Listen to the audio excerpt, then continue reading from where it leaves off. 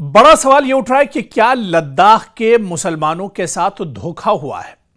क्योंकि यह बयान हम नहीं है या ये हम नहीं सोच रहे हैं, बल्कि ये खुद ऑल इंडिया मजलिस इत्तेहादुल मुस्लिमीन यानी MIM के सदर और हैदराबाद के रुकने पार्लियामेंट असदुद्दीन ओवैसी ने बड़ा इल्जाम लगाया है कि हुकूमत ने मुसलमानों की सियासी ताकत को कम करते हुए लद्दाख में 5 नए जिले बनाकर कुल 7 अजला कर दिए हैं।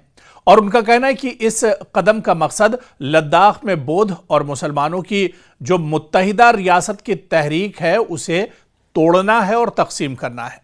जो साबिका रियासत जम्मू कश्मीर में एक और जेरिमेंडरिंग की मिसाल है।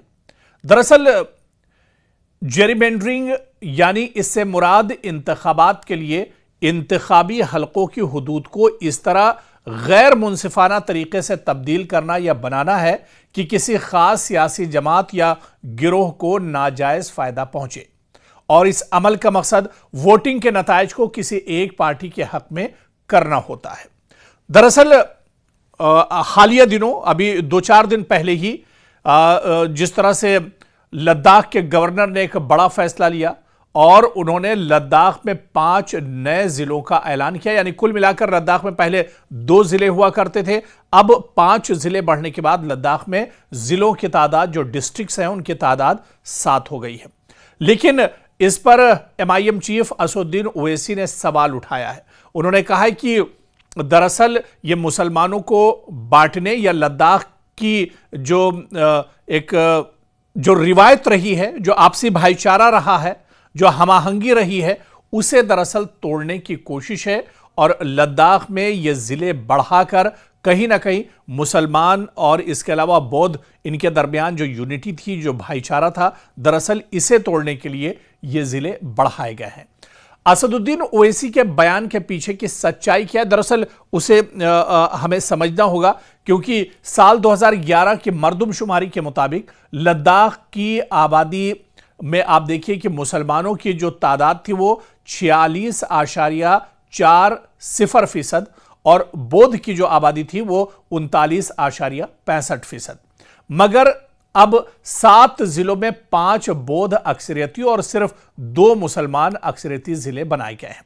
आप देखिए कि साल 2011 का जो आदादोशुमार है उसके मुताबिक, जो मरदमशुमारी है उसके मुताबिक मुसलमानों की तादाद लद्दाख में बौद्धों के मुकाबले में ज्यादा है। मुसलमान तकरीबन 47% हैं और साल 2011 के मुकाबले में के मुताबिक और बौद्ध जो है वो 40% हैं। यानी 47% मुसलमानों की आबादी में सिर्फ 2 अजला हैं, 2 जिले हैं, और 40% जो बौद्ध हैं उनके लिए 5 जिले बनाए गए हैं। ऐसे में असदुद्दीन ओवैसी ने यह इल्जाम लगाया है कि हुकूमत ने लद्दाख में 5 नए अजला बनाकर कहीं ना कहीं दरअसल बांटने की कोशिश की है। इस कदम से मुसलमानों की सियासी ताकत दरअसल कमजोर हो सकती है। ओवैसी का इल्जाम है कि लद्दाख में पहले बौद्ध और मुसलमान मुश्तरका सियासी आवाज रखते थे। नए अजला की तकसीम से यह इत्तेहाद कमजोर हो सकता है। यह इक़दाम एक तरह की सियासी इंजीनियरिंग है। साल 2011 की मरदमशुमारी के मुताबिक मुसलमान तकरीबन 47% और बौद्ध 40%, यानी मुसलमान आबादी के लिहाज से बड़ा गिरोह है।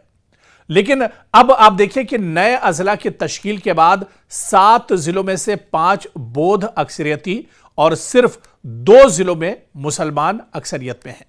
और यही वो पॉइंट है, यही वो नुक्ता है जिस पर तनाज़ा खड़ा हुआ है, क्योंकि आबादी के तनासुब और अजला की तकसीम में यहां पर बिल्कुल वाज़ेह फर्क नजर आ रहा है।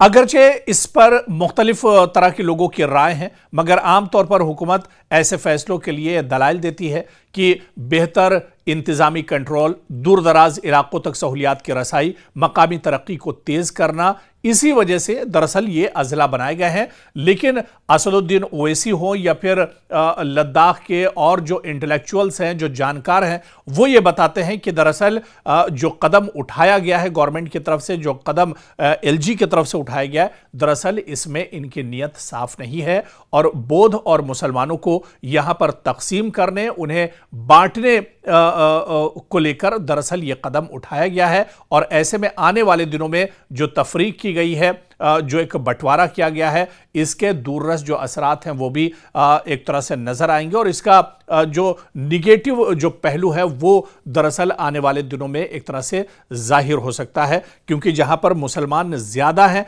लेकिन उन्हें नुमाइंदगी कम दी जा रही है, उनके सिर्फ 2 जिले हैं, जबकि बौद्धों की आबादी कम है और उनकी 5 जिलों में उनकी अक्सरियत एक तरह से ज्यादा है।